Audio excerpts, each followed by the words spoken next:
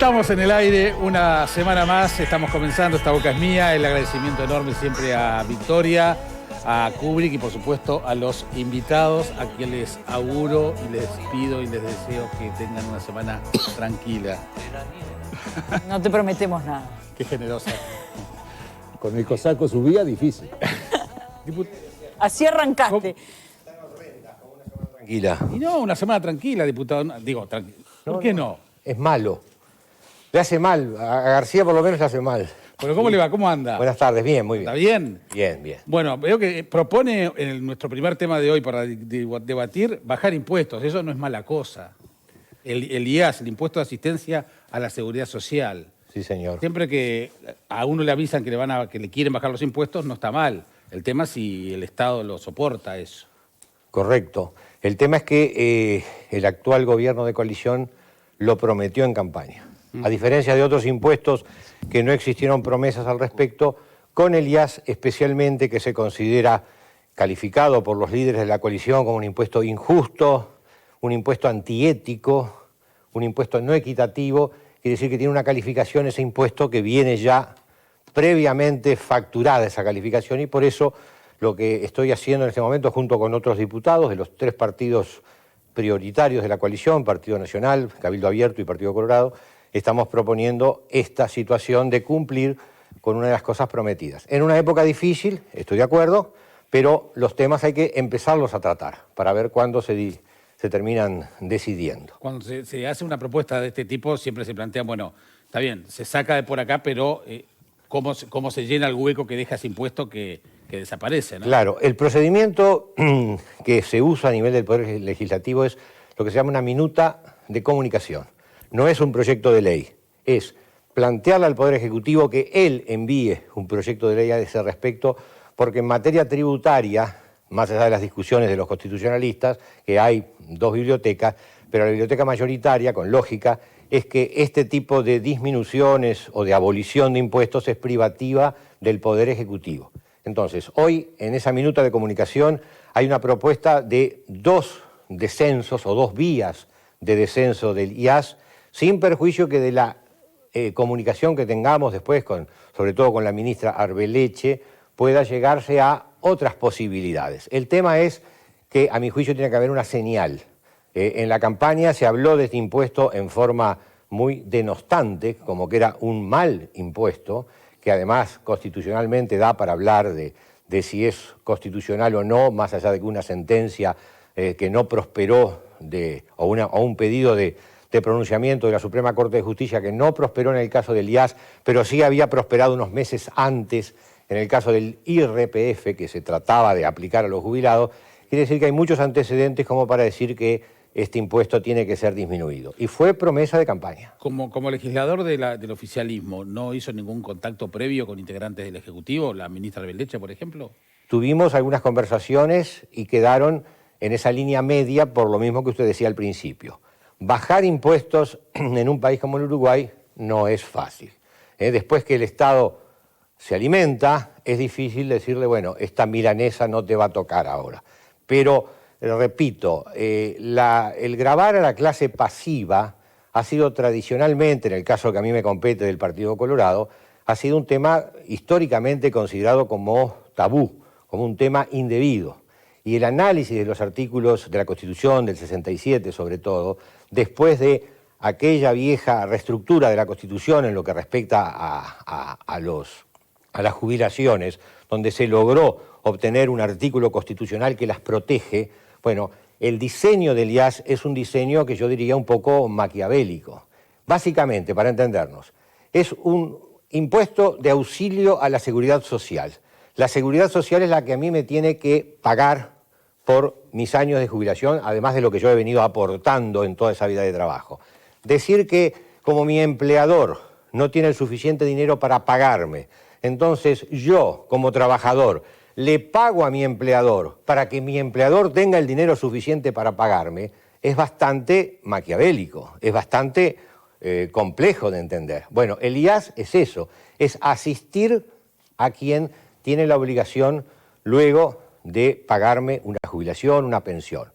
Es discutible desde el inicio. En el año 2008, cuando se aprueba el IAS, Fue muy discutido por todos los grupos políticos, los partidos políticos que en aquel momento eran oposición, al punto que el actual presidente, el doctor Lacalle, había llegado a concebir la propuesta de un referéndum, hoy que están tan de moda los referéndum, para atacar, desde el punto de vista de la confección de ese referéndum, para atacar luego lo que fue el gravamen del IAS. Así que no es lo mismo que otro impuesto cualquiera. Es un impuesto que tuvo mala prensa, que fue expresamente criticado, que grava nada menos que al que toda su vida aportó. Y luego cuando llega el momento de que está percibiendo una jubilación, se dice, bueno, ahora también vas a tener que aportar porque es un dinero que te está llegando. Pero es un dinero que te está llegando porque tú aportaste toda tu vida, no un dinero que te llega por otra forma graciosa. Ahora, en el Uruguay las políticas tributarias han sido siempre voraces. Donde hay que manotear. Bueno, es el momento, repito, se puede discutir la naturaleza del IAS, si es pertinente o no, pero también se puede discutir por algo, los líderes de la coalición, todos, tanto Lacalle como Talvi en su momento, como Manini, todos se expresaron negativamente frente a este impuesto. Y además cae en un momento en donde se está rediscutiendo el panorama de la seguridad social. Pero no el tema del IAS. La constitución del grupo de expertos en seguridad social no aborda el tema del IAS. Y entonces el tema del IAS sigue vigente y, repito, implica ese doble gravamen a las jubilaciones. El gravamen, o más bien dicho de otra palabra, el doble gravamen a la persona que fue obligada a tributar y que luego cuando tiene la posibilidad de recibir del Estado esa prestación social, que es una prestación social, se le vuelve nuevamente a gravar. Y encima por franjas, algunas de las cuales, por supuesto, son todos criterios discutibles, algunas de las cuales llegan a ser de una magnitud enorme, hasta el 30%. Hay franjas que graban las muy buenas jubilaciones hasta en un 30%. Muy buenas jubilaciones que además están topeadas. Pero estamos hablando de la primera franja, para hablar de algunas franjas. La primera franja llega a los 38.000 pesos. La canasta básica en el Uruguay se calcula en 94.000 pesos. Quiere decir que estamos grabando jubilaciones que están a un tercio de llegar a la canasta básica. Después tenemos la canasta básica con 94, está a medio camino en una franja que es la del 24%, importantísima cifra que se descuenta al jubilado, que está entre los 60 y los 250.000 pesos aproximadamente. Bueno, hay una canasta básica en el medio.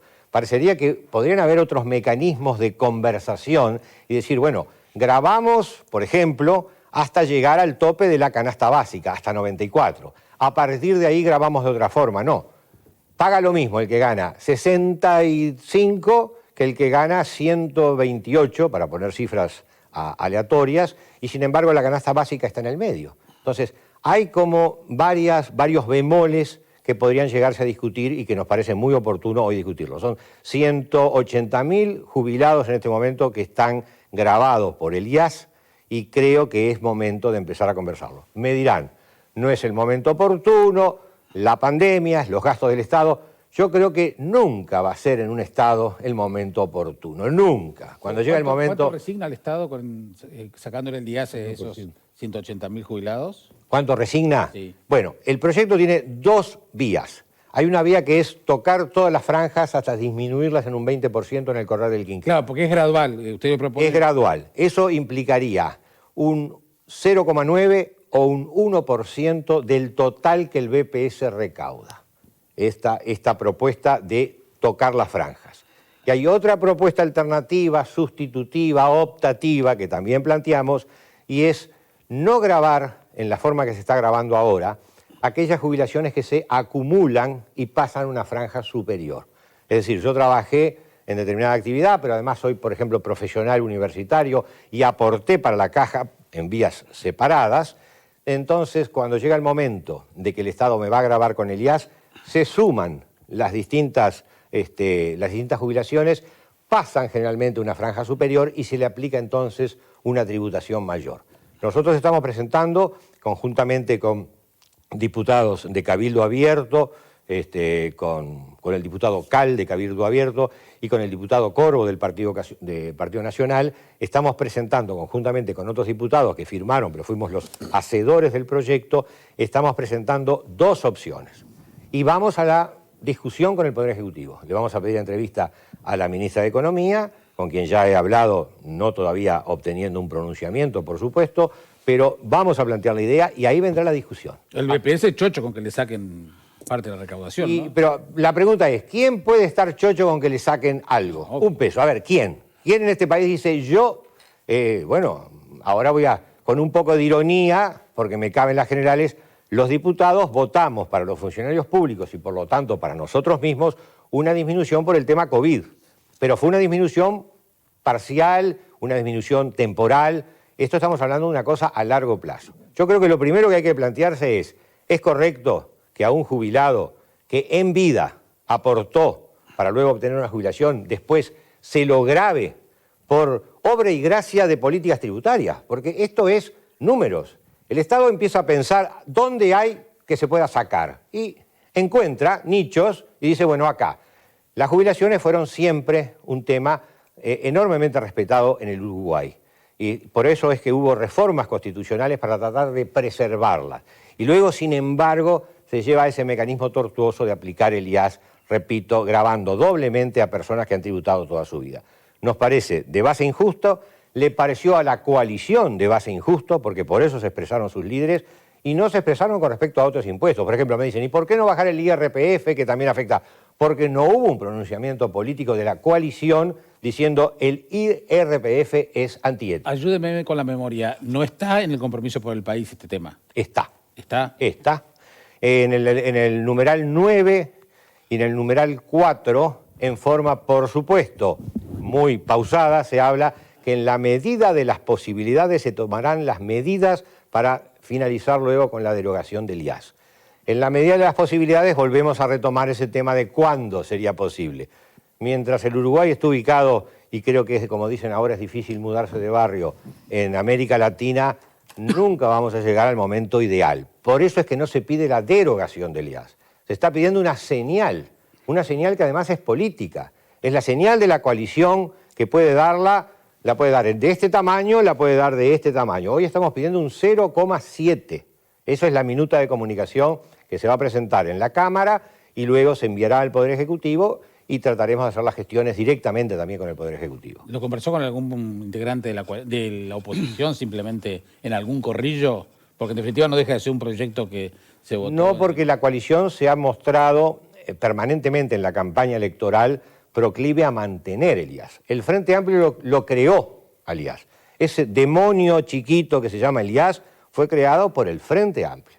Por lo tanto, sus manifestaciones durante toda la campaña fueron de no derogarlo y justamente hubo oposición entre lo que manejaba la coalición y lo que manejaba el Frente Amplio, así que en este momento no nos pareció que tuviera sentido. Pero bienvenidos sean las posiciones que, como suele suceder en el mundo contemporáneo, bueno, cambié de opinión, que todo el mundo dice cambié de opinión y entonces piensa de otra manera, en muchos casos respetables, en otros son las circunstancias que obligan a decir cambio de opinión.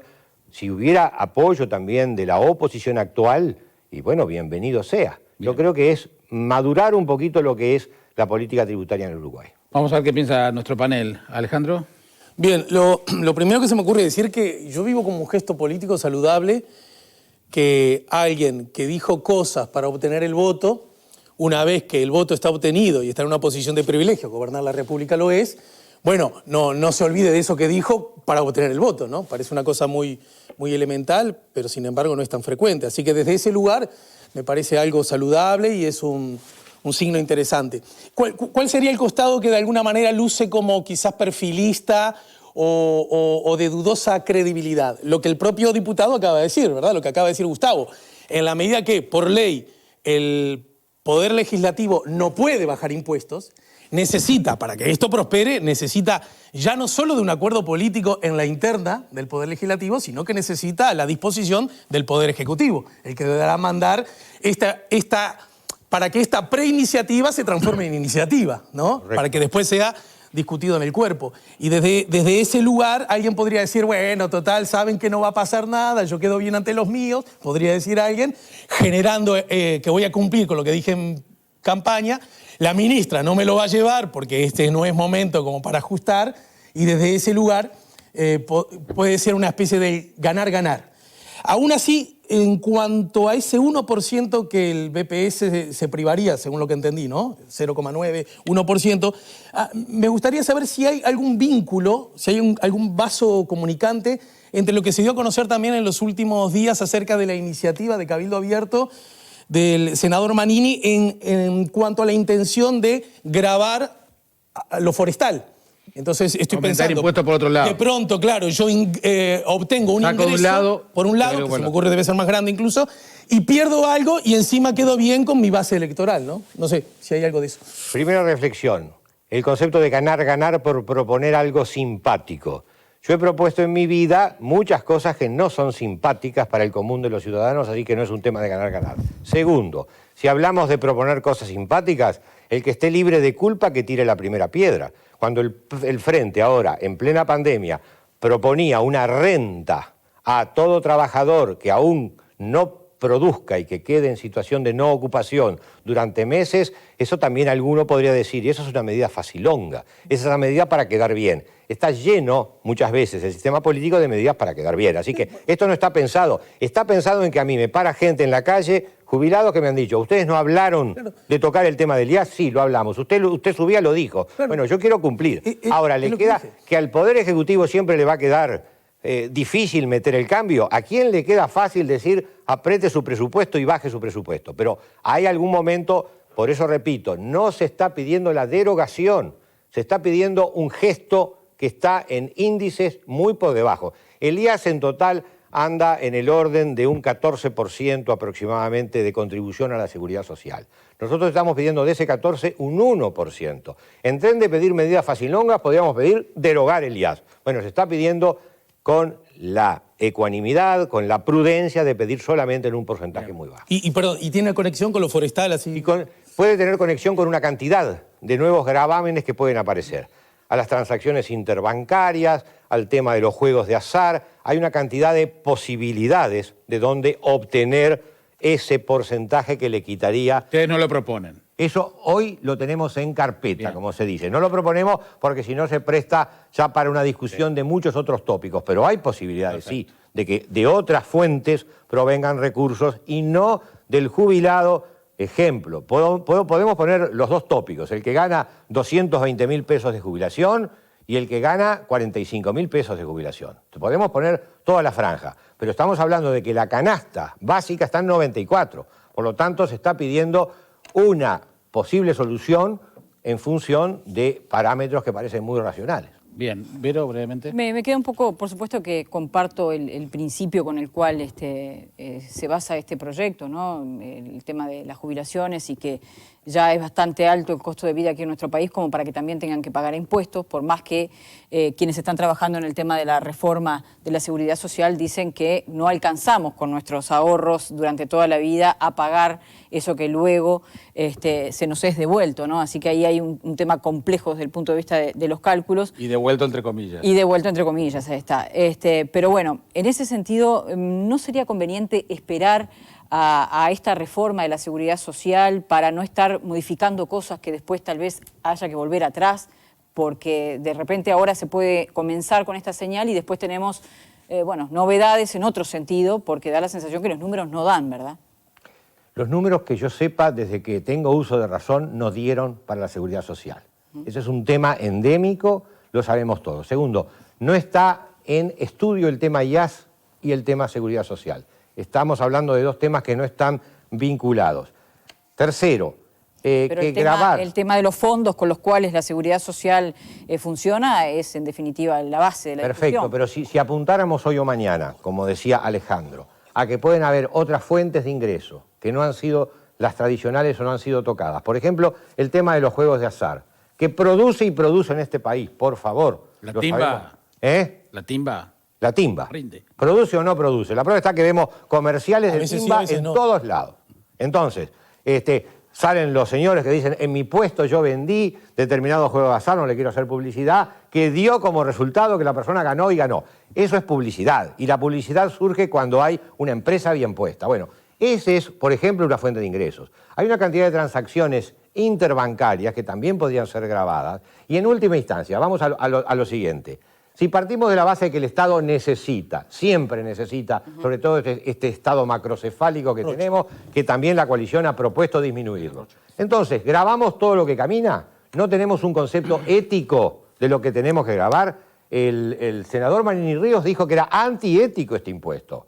Y Talvi dijo que era injusto, profundamente injusto. Entonces, ¿estamos grabando dentro de los lineamientos de aceptabilidad o estamos grabando, repito la frase, a todo lo que camina? Para mí, cuando en el 2008 se aprobó, que se aprobó entre gatos y medias noches, y perdónenme la expresión por lo siguiente, primero había salido una ley 18.083 que grababa con IRPF a jubilados y activos. Era en aquel momento, ¡oh, qué barbaridad! ¿Cómo cambiaron el disfraz? Porque vamos a hablar en plata, se disfrazó en la 18.314, se le cambiaron determinados condimentos y esa fue declarada constitucional cuando la base era la misma. Era grabar como si fuera IRPF a los jubilados. Bien. Entonces, Hacemos eso una pausa, está muy diputado. claro. Vamos a hacer una pausa y seguimos después. ¿pone algún tipo de comercial de los juegos de azar en la pausa? No sé, va a salir sabe, ahora. bueno, Recién la voy a ver. A veces sí, Recién a veces recién sí, la voy a ver. Bien. Estamos en el debate aquí en Esta Boca es Mía en vivo en la tele. Ya venimos.